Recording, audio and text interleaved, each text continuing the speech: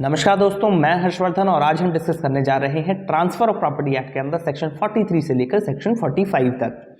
देखिए साहब, सेक्शन 43 में बात की गई है transfer by unauthorised person who subsequently acquires interest in the property transferred, यानी कि जिस समय प्रॉपर्टी बेची जा रही है उस समय सेलर का इंटरेस्ट नहीं है उसके अंदर, वो उसका मालिक नहीं है, लेकिन सब्सिक्वेंटली कुछ समय बाद वो उसका मालिक हो जाता है और बेचने के लिए कैपेबल भी हो जाता है। तो ऐसे केस में क्या किया जाएगा, इस कॉन्ट्रैक्ट को कैसे फुलफिल किया जाएगा, एक एग्जाम्पल से समझते हैं। ए एक व्यक्ति है, बी उसके फादर है। ए कहता है अपने फादर से कि मुझे इस प्रॉपर्टी में हिस्सा दीजिए, आप प्रॉपर्टी का पार्टीशन करिए। तो बी कहता है ठीक है, पार्टीशन हो गया, उसको कुछ प्रॉपर्टी मिल गई, कुछ प्रॉपर्टी बी के पास चली गई। ठीक है जी, पार्टीशन होने के बाद 3 प्रॉपर्टीज का उसने बेचने का कॉन्ट्रैक्ट कर लिया सी के साथ, ए ने। ठीक है जी, ए जो बेटा है, तो 3 कौन सी प्रॉपर्टी है, एक्स, वाई और जेड। अब कॉन्ट्रैक्ट हो गया, पैसे ले लिए, बाद में पता चला कि एक्स वाई का टाइटल तो ए के पास है, यानी कि मालिकाना हक है, लेकिन जो जेड प्रॉपर्टी है वो अभी भी बी के नाम पे ही है, यानी उसके फादर के नाम पे है, और फादर ने कोई भी बेचने का कॉन्ट्रैक्ट नहीं किया है। तो अब ये जो जेड प्रॉपर्टी है ये किसको मिलेगी? देखिए इमीडिएटली तो ये प्रॉपर्टी किसी को नहीं मिलेगी क्योंकि बी की प्रॉपर्टी है और बी ने कोई भी कॉन्ट्रैक्ट नहीं किया है। लेकिन सब्सिक्वेंटली मान लो कुछ साल बाद बी की डेथ हो जाती है और ये प्रॉपर्टी विरासत में ए को मिल जाती है, तो अब सी जो है क्लेम कर सकता है इस प्रॉपर्टी के ऊपर। वो कह सकता है ए से कि भैया पहले तुम्हारे पास टाइटल नहीं था, तुमने ये कॉन्ट्रैक्ट किया बेचने का, और क्योंकि टाइटल नहीं है तो ट्रांसफ़र हो नहीं पाया, पैसे मैंने दे ही दिए हैं, तो अब जो है ये प्रॉपर्टी मेरे नाम पे ट्रांसफ़र कर दीजिए। इसे कहते हैं प्रिंसिपल ऑफ एस्टॉपल, यानी कि पहले जो आपने बात कही थी उसको पूरा करिए, आप उसको कॉन्ट्रडिक्ट नहीं कर सकते हैं। ठीक है जी, तो प्रिंसिपल ऑफ एस्टॉपल का जो है फ़ायदा उठा करके, उसका इस्तेमाल करके सी जो है उस जेड प्रॉपर्टी को ले सकता है, क्लेम कर सकता है। अब ये जो ट्रांसफ़र हुआ था इससे कोई फ़र्क नहीं पड़ता कि ए ने फ्रॉडुलेंटली अपने आप को रिप्रेजेंट किया था as the owner of the property, या फिर एरोनियसली गलती से उसने अपने आप को एज ए ओनर रिप्रेजेंट किया था जब कॉन्ट्रैक्ट हुआ था बेचने का। जो सेक्शन 43 है दोनों ही केसेस में अप्लाई होता है। ठीक है जी, आगे बात करते हैं। मान लो जिस समय क्लेम उसको टाइटल मिला जेड प्रॉपर्टी का, बी की डेथ हो गई और विरासत में ए को प्रॉपर्टी मिली, उसी मोमेंट में उसने एक नया कॉन्ट्रैक्ट कर लिया किसी नए ओनर के साथ, मतलब नए बायर के साथ, कि भैया तुमको मैं ये प्रॉपर्टी बेचता हूँ, और उस नए ओनर को उसने बताया नहीं कि इसका कॉन्ट्रैक्ट पहले ही मैं सी के साथ कर चुका हूँ जब मेरे पास इसका टाइटल नहीं था प्रॉपर्टी का। तो ऐसे केस में प्रॉपर्टी किसको मिलेगी? जो जेड प्रॉपर्टी है वो क्या सी को मिलेगी या नए ओनर को? देखिए जो जेड प्रॉपर्टी है वो नए ओनर को मिलेगी, क्योंकि पहली बात तो उसको यही नहीं पता कि कॉन्ट्रैक्ट पहला इस प्रॉपर्टी के ऊपर कोई पहला कॉन्ट्रैक्ट हो चुका है। दूसरी बात ये कि जब कॉन्ट्रैक्ट हुआ था उस समय ए के पास टाइटल ही नहीं था उस प्रॉपर्टी का, तो वैलिडिटी किसकी ज़्यादा मानी जाएगी?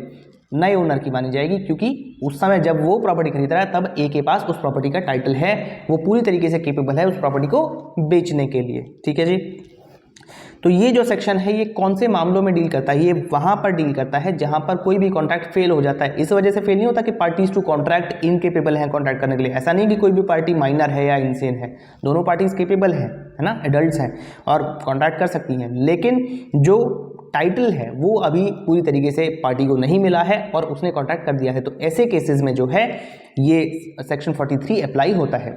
आगे बात करते हैं सेक्शन 44 के बारे में। ये बात करता है ट्रांसफर बाय को ओनर। मान लो ए, बी और सी 3 व्यक्ति हैं जिनकी कुछ ज़मीन है ना, मान लो 5 बीघा ज़मीन है या 6 बीघा ज़मीन है। अब सी ने अपना हिस्सा यानी 2 बीघा ज़मीन जो है डी को बेच दी, तो अब डी को क्या क्या मिलेगा? क्या सिर्फ वो प्रॉपर्टी मिलेगी या उसके साथ जो भी राइट्स एंड लायबिलिटीज़ हैं वो भी ट्रांसफर हो जाएंगे? देखिए सेक्शन 44 ये कहता है कि जब भी कोई भी को ओनर अपना हिस्सा, अपना शेयर ऑफ प्रॉपर्टी किसी दूसरे इंसान को बेचता है जो कि पहले उसका ओनर नहीं था, ऐसे केस में वो प्रॉपर्टी ट्रांसफ़र होगी, साथ में उसके जो भी राइट्स ऑफ एन्जॉयमेंट हैं वो भी ट्रांसफ़र हो जाएंगे, जो ईजमेंट के राइट्स हैं, जो एन्जॉयमेंट के राइट्स हैं वो भी ट्रांसफ़र हो जाएंगे, और इसके साथ साथ जो भी लायबिलिटीज़ हैं या कर्जा चढ़ा हुआ है, मान लो ज़मीन कहीं पर गिरवी रखी हुई है तो जो डी ने ज़मीन खरीदी है वो भी गिरवी ही रहेगी। ऐसा नहीं कि उसने खरीद ली, उसने पैसे दे दिए तो उसको मिल गई। ठीक है जी, पैसे तो उसने सी को दिए हैं, अब सी चुकाएगा उसको जिस व्यक्ति से जो है जिस व्यक्ति के पास गिरवी रखी गई है ज़मीन, तो उसके बाद वो मॉर्टगेज हटाई जाएगी, लेकिन तब तक वो लायबिलिटी रहेगी। ठीक है जी, अब यहाँ पर साहब कुछ एक्सेप्शन है। एक्सेप्शन क्या है कि मान लो एक घर है जहाँ पर एक अनडिवाइडेड फैमिली रह रही है, जॉइंट फैमिली होती है ना कई जगह पर, तो अनडिवाइडेड फैमिली रह रही है, वहाँ पर किसी ने अपना शेयर जो है घर का वो किसी दूसरे इंसान को बेच दिया जो कि उस फैमिली का हिस्सा है नहीं, तो ऐसे केस में क्या वो जॉइंट पोजेशन का राइट जो है क्लेम कर सकता है?